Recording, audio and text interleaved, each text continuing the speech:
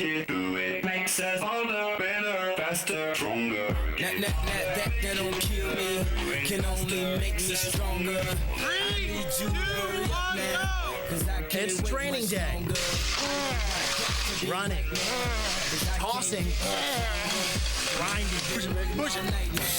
That's how long I've been on This is what it takes to get ready for the Tough Mudder Challenge. It's super intense. It's not just a regular run. It's dirty, it's difficult, and if you ask the 17,000 in the inaugural Tough Mudder in Dade City, they'll tell you running 11 miles is the easy part.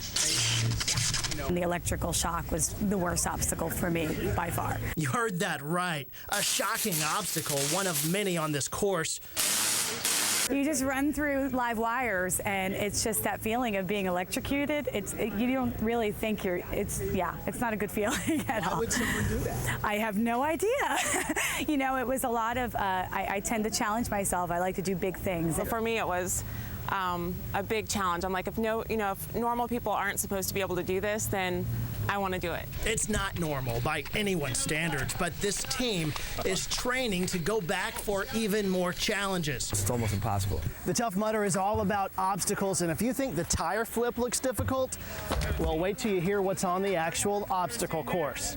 Then you had to go under into this water of natural pond that any animal could be in there. The ice cold water, you had to jump into a pool of ice water, and literally there was ice in that water. You're gonna be climbing like a wall of like hay, or you're gonna be jumping over like 10-foot fences. I mean, it's ridiculous. It's almost impossible to finish alone. You were scared, but you also know that you're not alone.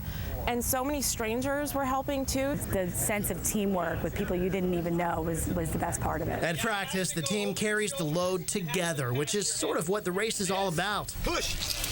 That's it. There you go. Nice. A killer workout that drives weekend warriors back to the course, back to the basics. We were made to be in a natural environment, and to have that actually be available to you to do and feel like what it would be like if we were cave people, or be able to get dirty and have a challenge. I mean, that's that core of who we are. And back to race together.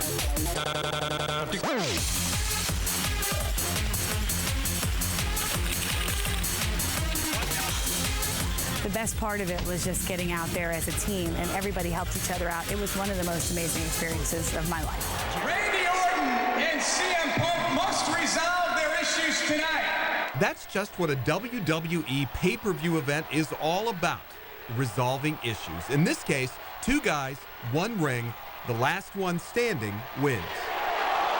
But a lot has to happen before these guys can go extreme. When the WWE comes to town, you'll know it. A dozen semis, 3 TV trucks, and a number of tour buses emblazoned with larger-than-life superstars pull into the St. Pete Times Forum before 9 a.m. Saturday morning. Inside, a crew of more than 150 are turning our world-class hockey arena into a war zone. Peace, love, and a lot of music in between. 40 years after the original Woodstock, WMNF is recreating the festival with 18 of the best local bands. Grab a seat at Skipper's Smokehouse. Concert starts at 2 p.m. Saturday. Tickets are $18. These sort of studies and books written about it. I think it's kind of cool, honestly. I guess we created our own little language now. So. Text Talk is a way to save time. With all the emails, instant messages, and text messages, brevity counts. Lots of teenagers send dozens of messages each day. Just think about how long that takes, and so you've got to sort of learn a way to speed that up, and so certainly it's the least amount of clicks. For teens, text message code could be a way to protect themselves from the eyes of snooping parents. Experts admit text code could up the anxiety level among parents who fear their teens are drinking or doing drugs or having sex. But remember, millinery is an art form. I enjoy the creative process and working with my hands, molding it and designing it and just creating new pieces. I've been an artist most of my life, actually. Every hat has a personality. To be able to create a hat and make a personality out of each individual piece, to me, is like a picture on a wall. I mean, it's like a three-dimensional art form.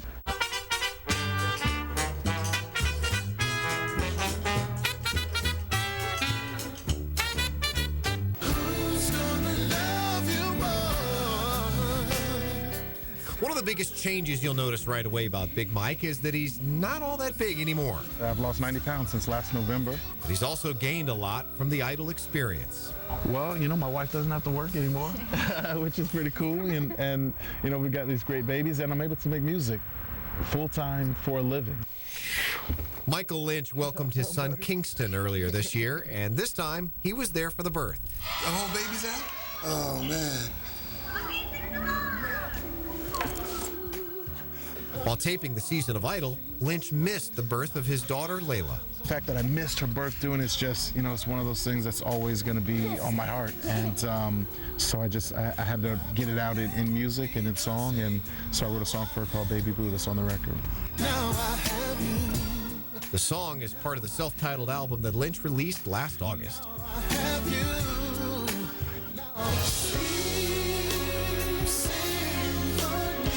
There's a song called Lover's Symphony, which is, you know, it's like one of the most creative songs on the record. It's one we spent the most time on crafting. Big Mike also had a chance to team up with former Idol Ruben Studdard. We wrote 3 songs together, and, you know, he's just an amazing cat, really great mentor for me, and, you know, he'll always be like a big brother to me. The family moved to New York 6 weeks after Idol to work on his music career, and they returned home to St. Pete in November, just in time for Big Mike's holiday album release.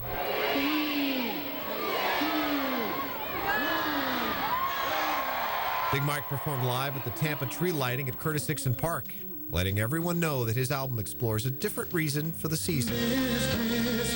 It's really about bringing that, like, sexy time back to Christmas, because Christmas isn't just about Santa and snow. Girl, put away all the paper and the bows. Tonight, kissing you underneath the mistletoe. It's also about, like, being with your person, being with your woman, being with your man, and, like, enjoying some time by the fire. And that brings us to what hasn't changed in Big Mike's life, his 15-year relationship with his wife, Krista. He's so supportive, so funny. He makes me laugh every single day. He makes me laugh, and we just are like best friends. Our love is beautiful, delicate, and liquid. Krista says she loves Michael's passion for music. My favorite song is Love Is You. And Fragile, like close tie. Our heart is fragile, fragile, fragile. His role as husband and father is something Big Mike cherishes as he watches little Layla, another star in the making, capture her gift for being in front of the camera. And as the new Idol contestants face their future in front of their cameras, Big Mike offers up this advice. You know, of course, there's always like, you wish you had sang this song, or wish you had wore that outfit, or this, that. I mean, of course, there's always that stuff, but you can't ever go back. So you've really got to, like, take your time and prepare every week. Big Mike may be smaller in person, but now his life after Idol continues to grow beyond his wildest dreams. What does it mean to you? Well, it changed my life. Changed my life forever.